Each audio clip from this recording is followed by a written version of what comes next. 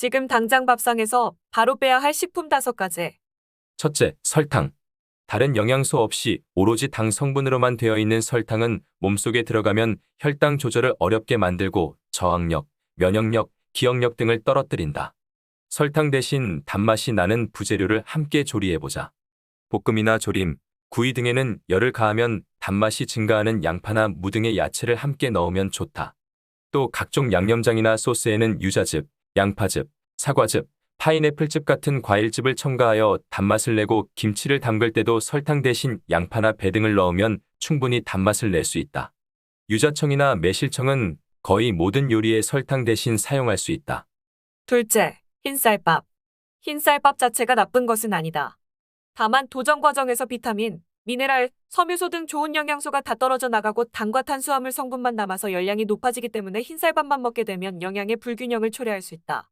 최소 하루에 이끼는 잡곡밥을 먹는 게 건강에 좋다.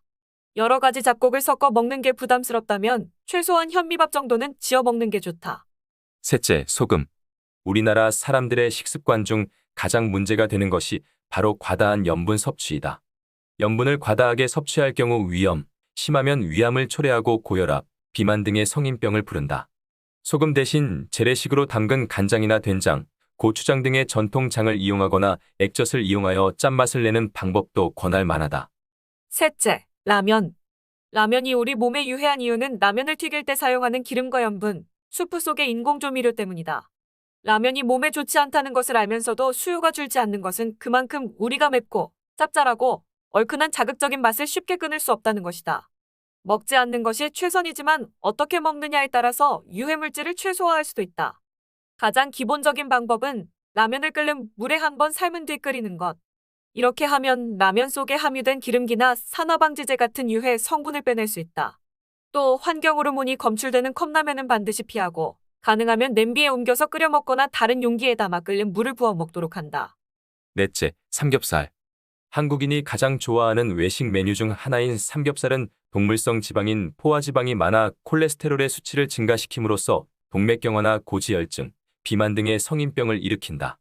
돼지고기의 대명사 격인 삼겹살은 동물성 지방이 많아서 콜레스테롤 수치를 증가시키지만 그렇다고 무조건 돼지고기를 피할 필요는 없다.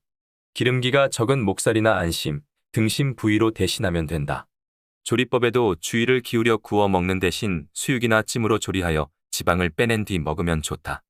또한 쇠고기를 먹을 때에도 가능하면 기름기가 많은 부위는 자제하고 기름기가 없는 순살코기 위주로 먹는다. 돼지고기와 마찬가지로 삶거나 데치는 등의 조리법으로 먹는 게 좋다. 다섯째, 식용유. 콩이나 옥수수로 만든 식용유에는 핵산이라는 유기용매와 유통기한 때문에 들어갈 수밖에 없는 합성 산화방지제, 방부제가 첨가되어 있다. 이런 성분들은 사람에 따라 혈액이나 뇌신경에 영향을 미칠 수 있다. 또한 우리나라에서 판매하는 식용유의 원료가 되는 콩은 모두 수입산으로 유전자 콩으로부터 안전하지 않기 때문에 가능하면 다른 기름으로 대체하는 것이 좋다. 식용유 대신 현미유나 해바라기 씨유, 올리브 오일이나 포도씨오일, 들기름, 참기름 등의 다른 식물성 기름을 사용한다. 1000개의 동영상은 청강하셨나요? 우리가 어제보다 더 지혜로워지지 말라는 법이 있습니까? 최대의 콘텐츠로 거듭날 지혜의 숲이 궁극의 해답입니다. 지금 즉시 구독을 눌러주세요.